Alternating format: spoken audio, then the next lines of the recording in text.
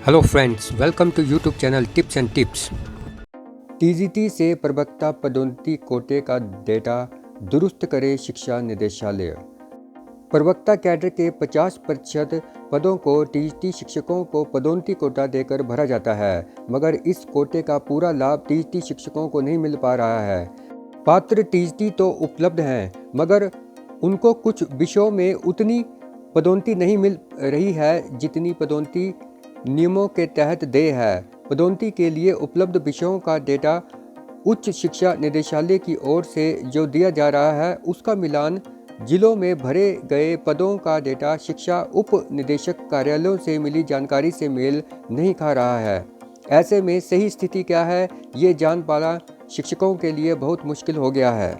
TGT शिक्षक संघ ने प्रदेश सरकार से अपील की है कि इतिहास व हिंदी विषयों के बैकलॉग की पड़ताल करे और प्रमोटी प्रवक्ता का विषयवार आंकड़ा सही रूप से तय किया जाए और जो पद टीजीटी शिक्षकों को पदोन्नति हेतु उपलब्ध हैं, उनको अप्रैल माह में होने वाली डीपीसी में भरा जाए। टीजीटी से प्रवक्ता पदोन्नति के सारे बैकलॉग को ठीक तरह से तय किया जाए और सत्र 2016-17 में नियुक्त टीजीटी की अंतिम वरिष्ठता सूची जारी की जाए। इसके अभाव में शिक्षकों को टीजीटी से प्रवक्ता पदोन्नति आवेदन में असुविधा हो रही है। कर्मचारी नहीं चाहते आंदोलन, वार्ता हेतु बुलाए सरकार और पुरानी पेंशन करे बहाल। सरकार कर्मचारी संघों को वार्ता हेतु बुलाए, क्योंकि कर्मचारी आंदोलन नहीं अपितु वेतन विसंगतियों का निराकरण चाहते हैं। शिक्षा विभाग की हाई पावर कमेटी के प्रथम बैठक का इंतजार भी कर्मचारी कर रहे हैं।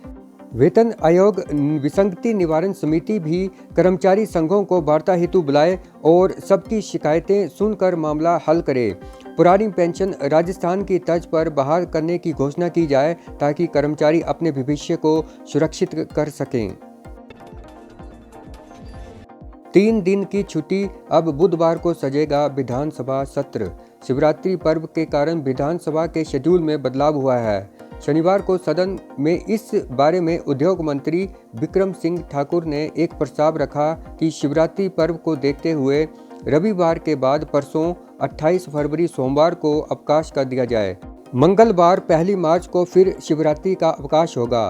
बुधवार 2 मार्च को सुबह 10 बजे विधानसभा सत्र शुरू होगा और इसमें 11 बजे के करीब मुख्यमंत्री जयराम ठाकुर राज्यपाल अभिभाषण पर चल रही चर्चा का जवाब देंगे। इस रोज प्रश्नकाल भी स्थगित किया जाए। इसके बाद 28 फरवरी और 2 मार्च का प्रश्नकाल न होने के कारण सभी सवालों के जवाब सभा पटल पर ही 2 मार्च को रखे जाएं। इस प्रस्ताव पर विधानसभा अध्यक्ष विपिन सिंह परमार ने नेता प्रतिपक्ष की सहमति मांगी, जो उन्होंने सदन में ही दे दी। बजट सत्र के बीच बैठे बिठाए दिया विपक्ष को मुद्दा, अब रक्षात्मक मुद्रा में सरकार। बजट सत्र के बीच जयराम सरकार की अफसरशाही ने विपक्ष को बैठे बिठाए ही कर्मचारियों का एक और मुद्दा पकड़वा दिया है। चुनावी साल में कर्मचारियों के प्रदर्शनों पर पाबंदी के इस मुद्दे पर अब सरकार रक्षात्मक मुद्रा में है। इस कदम के बाद वर्तमान भाजपा सरकार के शुभ चिंतकों की ये चिंता है कि चुनावी साल में कर्मचारियों के प्रदर्शनों पर सख्ती का दाव कहीं उल्टा न पड़ जाए। सीएम की चेतावनी के दूसरे ही दिन चुस्ती का प्रदर्शन करती नौकरशाही ने एक कदम आगे बढ़कर जल्दबाजी में ये आदेश निकाले तो अब सदन के भीतर और बाहर सरकार घिरती नजर आ रही है। अफसरशाही ने जल्दी में एक चिट्ठी निकालकर कर्मचारियों के प्रदर्शन, घेराव, हड़ताल और बहिष्कार पर रोक लगा दी। इसमें लिखा कि जिस दिन कर्मचारी प्रदर्शन करेंगे उस दिन का वेतन कटेगा। कानून का उल्लंघन करने पर उसी दिन निलंबन होगा। उस पर आपराधिक मामला भी दर्ज हो सकता है। इससे विपक्ष के विधायकों को प्रश्नकाल के बाद सदन में बैठे बैठे ही एक और मुद्दा मिल गया। सरकार सदन में विपक्ष द्वारा इस मुद्दे पर चर्चा करने पर डिफेंस मोड में ही दिखी। एक और मुख्यमंत्री चुनावी साल में कर्मचारियों के हर वर्ग को खुश करने के लिए जी खोल कर घोषणा कर रहे हैं और कमज़ोर अर्थतंत्र के बीच बेहिचक हजारों करोड़ का कर्ज ले रहे हैं। बड़ा वेतनमान देने से लेकर कर्मचारियों के हर वर्ग को कुछ न कुछ देना चाह रहे हैं, परंतु नौकरशाही की बेसब्री और चुस्ती ने सरकार को नई चिंता में डाल दिया है। सीबीएसई टर्म 2 प्रैक्टिकल परीक्षाएं 2 मार्च से शुरू होंगी।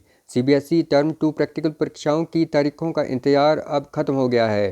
केंद्रीय माध्यमिक शिक्षा बोर्ड ने 10वीं और 12वीं के लिए बोर्ड की प्रैक्टिकल परीक्षाओं की तारीखें घोषित कर दी हैं। परीक्षा अधिसूचना के अनुसार सीबीएसई टर्म 2 की कक्षा 10वीं और 12वीं की प्रैक्टिकल परीक्षाएं 2 मार्च 2022 से शुरू होंगी। स्कूल कॉलेज को फंड जारी। राज्य के सरकारी स्कूलों में रोड सेफ्टी क्लब का निर्माण हो पाएगा। इसके लिए स्कूल और कॉलेजों को शिक्षा विभाग की ओर से फंड जारी कर दिए गए हैं। शिक्षा विभाग की ओर से प्रदेश के सभी कॉलेजों को 25-25 हज़ार और स्कूलों को 10,000 की राशि आवंटित की गई है। इस राशि के तहत स्कूलों में रोड सेफ्टी क्लब का गठन होगा। गौर रहे कि हिमाचल के स्कूलों में अब विद्यार्थी अन्य विषयों के साथ सड़क सुरक्षा और यातायात का पाठ भी पढ़ेंगे।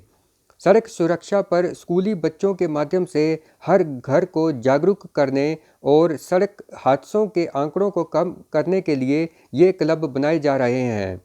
स्कूलों को खुद को गूगल फॉरम में भी रजिस्टर करना होगा, जिसमें स्कूल में बनाए गए रोड सेफ्टी क्लब की जानकारी डालनी होगी।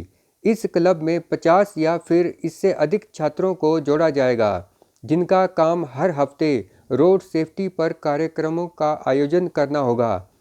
वहीं स्कूल टीचर्स भी क्लब से जुड़ेंगे और छात्रों की गतिविधियों को कोऑर्डिनेट करेंगे।